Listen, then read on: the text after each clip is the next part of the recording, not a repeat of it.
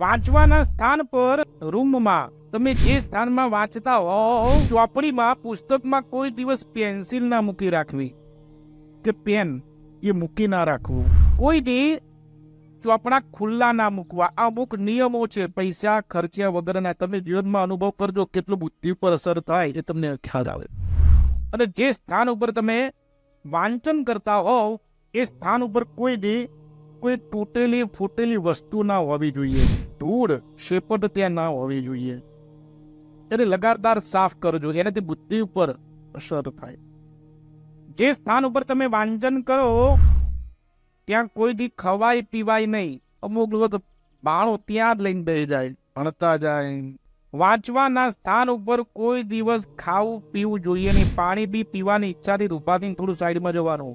પણ જે સ્થાન ઉપર તમે વાંચો સ્થિર થઈને વાંચો.